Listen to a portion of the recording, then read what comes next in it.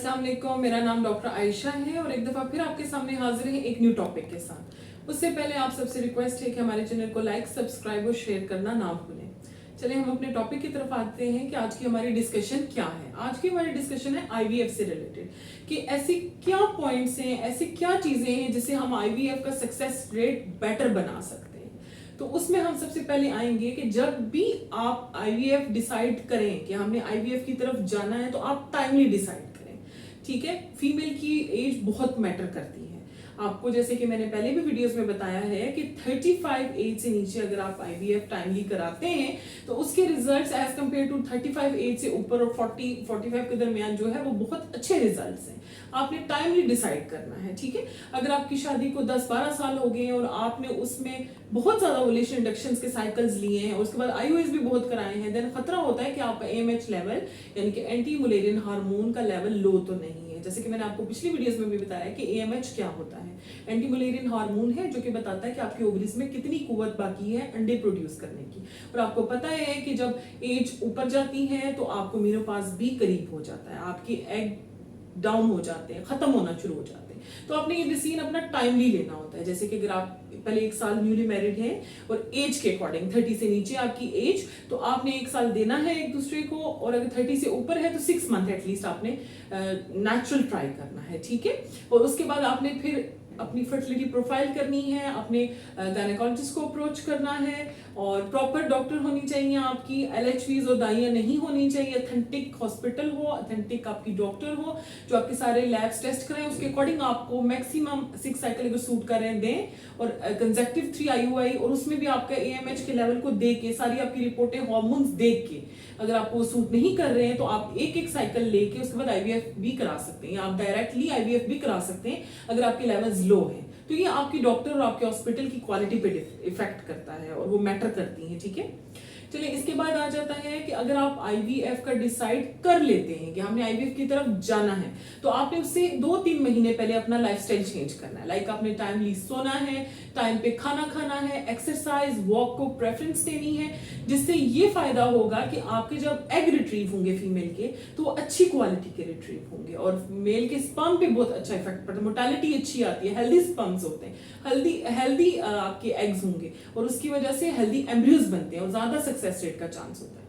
इसके बाद तीसरी बात मैं कहना चाहूंगी कि अगर आप इलाज कराना शुरू हो गए हैं तो आपने काम रहना है, आपने पॉजिटिव थिंकर रहना है कि मैं इलाज करा रहा हूँ। इलाज आपको पता है जैसे कि सुन्नत भी है और आपने अल्लाह पे यकीन रखना है, इलाज पे और अपनी डॉक्टर पे ट्रस्ट रखना है कि इंशाअल्लाह मैं इलाज करा रहा हूँ और मेरा पॉजिटिव रिजल्ट आएगा। तो मैंने ऐसा देखा है कि वाकई जो पेशेंट हंसी खुशी अपना इलाज करा रहे, बिकॉज जब आप आईवीएफ में आ गए तो आपको पता है कि आपने सब कुछ अपना लगा दिया है, इसके पीछे पैसे भी, आपने टाइम भी, तो अब आपने इसको पूरा टाइम देना है, हंसी खुशी इसको एंजॉय करके लेके चलना है, उससे आपके रिजल्ट्स भी बहुत अच्छे हैं। अगर आप टेंशन लेंगे, स्ट्रेस लेंगे तो उसका आपके आईवीएफ जो पूरा प्रोसेस है उस पर बहुत बुरा इफेक्ट पड़ता है। अगर आपने सोच लिया कि मेरा रिजल्ट अच्छा नहीं आएगा, मैंने पैसे वेस्ट कर दिए, पता नहीं क्या होगा, टेंशन स्ट्रेस का आपकी बॉडी पे बहुत बुरा इफेक्ट पड़ता है। इसलिए आपने जब स्टार्ट करा दिया, आपने सारी कश्तियां अपनी जला दी कि बस अब मैंने ये कराना है, सारी इन्वेस्ट कर दी चीजें इसमें, सारा पैसा, सारी मेहनत, तो अब आपने अल्लाह पे यकीन भी रखना है, अपने डॉक्टर पे ट्रस्ट रखना और अपने आप पे रखना है,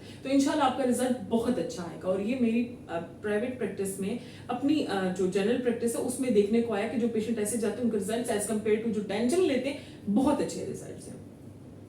नेक्स्ट में आ जाऊंगी कि आईवीएफ जब आप कराएं तो आपकी जो लैब जो आपकी चॉइस होनी चाहिए ना वो ऑथेंटिक होनी चाहिए, अप टू डेट होनी चाहिए और उसमें एम्ब्रियोलॉजिस्ट लाजमी होना चाहिए और आपकी ऑथेंटिक गायनेकोलॉजिस्ट आपकी डॉक्टर होनी चाहिए। ठीक है, जो आपके साथ साथ चले, वो समझे कि जैसे उनके साथ ही प्रोसीजर हो रहा है, आपकी टेंशन को अपनी टेंशन लें, आपके साथ डिस्कस करें, आपको एक नंबर के तौर पे ना बुलाया जाए कि फलाना नंबर है उसका केस, आपको नाम से याद रखा जाए, आपके बारे में डिस्कशन की जाए, आपके केस को अपना केस लिया जाए।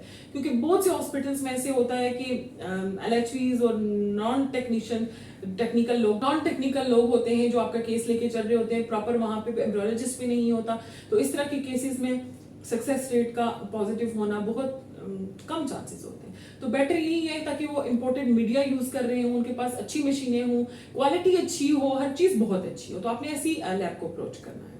फिर इसी तरीके से आ जाता है कि बहुत सी लैब्स ऐसे करती हैं कि बैच वाइज आपको लेके चलती है। लाइक अगर 12 से 14 पेशेंट इकट्ठे स्टिमुलेट किया जाता है, उनको इकट्ठे इंजेक्शन ट्रीटमेंट दिया जाता है और उसमें उनका ओवम पिकअप जो होता है, एग रिट्रीव होता है, वो भी एट अ टाइम इकट्ठे रखा जाता है। उस हस्बैंड के स्पर्म्स का सैंपल भी सेम टाइम पे दिया जाता है। मतलब इतने केसेस इकट्ठे चल रहे होते हैं। उसमें ये होता है कि आपकी एग स्पर्म्स की क्वालिटी पे इफेक्ट पड़ सकता है, क्योंकि लैब्स बार बार खुलती हैं, ओपन होती हैं, एम्ब्रियोज पे बुरा इफेक्ट पड़ सकता है। तो आप कोशिश करें कि अपने डॉक्टर से डिस्कस करें कि हम बैच में नहीं लेना चाहते, हम इंडिविजुअली लेना चाहते हैं। तो उसका result as compare to batch वाले जो सीन है उससे बहुत अच्छा आता है। ये ट्रायल्स भी करके देखे गए हैं।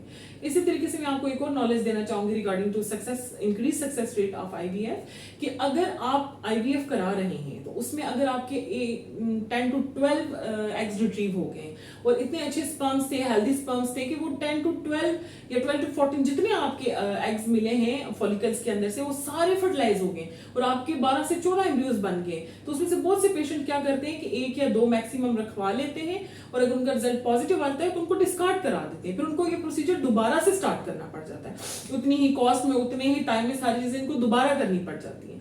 तो बेटर यही है कि आप जो आपके इतने एम्ब्रियोज बनते हैं, आप फ्रीजिंग का साइकिल भी लें, यानी कि उनको एफईटी फ्रोजन एम्ब्रियो के जो प्रोसीजर होता है उसमें ऐड करवा दें। अपने डॉक्टर से डिस्कस करें, वो फिर सेव रहते हैं और उनकी क्वालिटी पे कोई इफेक्ट नहीं पड़ता है। देन खुदा ना खास्ता अगर आपका ये आईवीएफ नेगेटिव होता है तो वो सेविंग में पड़े होते हैं, आपको ये प्रोसीजर दोबारा नहीं करना पड़ता। वो फिर जब जब आप ट्रायल लेते हैं 2 माह बाद, 1 माह बाद, जिस तरह की आपके डॉक्टर आपको गाइड करेंगे उसके बाद आप वो अपने अंदर रखवा सकते हैं। तो ये भी एक उसका पार्ट है। इसी तरीके से मैं कहूंगी कि अगर आपका आईवीएफ नेगेटिव हो जाता है पहली दफा जब आप कराते हैं, आपका सक्सेस रेट नहीं आता, आप नेगेटिव हो जाते हैं, तो प्लीज आप डिसअपॉइंट मत हो, क्योंकि कोई पता नहीं होता। जब आप एफईटी के साइकिल्स लेते हैं, दूसरी दफा तीसरी दफा रखाते हैं, तो बहुत से पेशेंट को देखने में आया कि वो दूसरी दफा नहीं, तीसरी दफा नहीं, चौथी दफा पॉजिटिव रिजल्ट आ जाते हैं। तो बेटर है कि आपको इसके भी 3 से 4 साइकिल जरूर अटेम्प्ट लेनी चाहिए। ऐसा नहीं कि आपने पहले में दिल बर्दाश्ता हो गए कि मेरा नेगेटिव हो गया, मैंने नहीं कराना। तो आपका माइंड गेम होता है, आपका माइंड का आपकी बॉडी पे बहुत अच्छा इफेक्ट पड़ता है अगर आप अच्छा सोचेंगे। तो अगर आप स्ट्रेस और टेंशन लेंगे तो उसका आपके यूट्रस पे बहुत बुरा इफेक्ट पड़ता है। तो ये आप जो चीजें मैंने आपको डिटेल में बताई हैं, होप सो आपको इनके बारे में नॉलेज भी हो गया होगा और आपको काफी अवेयरनेस हुई होगी। तो आप जहां भी जाएं आईवीएफ स्टार्ट कराएं तो ये पॉइंट आपके माइंड में होने चाहिए कि इस तरह अगर हम डिस्कस करेंगे और ये चीज हम अपनी डॉक्टर या एम्ब्रियोलॉजिस्ट या ऐसी लैब, ऐसा हॉस्पिटल चूज करते हैं, तो ये सारी चीजें आपकी ज़हन में होंगी तो आपके लिए सक्सेस रेट को पाना ज्यादा मुश्किल नहीं होगा। बाकी अल्लाह पे यकीन और अल्लाह पे एतकाद ही सबसे बड़ी चीज है, क्योंकि आपको पता है एंड पे नेचर ही डिपेंड करती है हर चीज के लिए। हमारे हाथ में जो होता है, हमारे जितनी मेहनत होती है आप भी करते हैं, डॉक्टर भी करते हैं, लेकिन एंड पे हमारी यही दुआ होती है, सब कुछ अल्लाह के हाथ। चलिए आखिर पे मैं ये कहना चाहूंगी कि अपॉइंटमेंट के लिए हमारा नंबर स्क्रीन पे चल रहा है, आप अपॉइंटमेंट ले सकते हैं। बाकी आपको कोई क्वेश्चन को क्वेरी है तो आप कमेंट भी कर सकते हैं और मैसेज भी कर सकते हैं। हमारे चैनल को लाइक सब्सक्राइब करना ना भूलें। Thank you.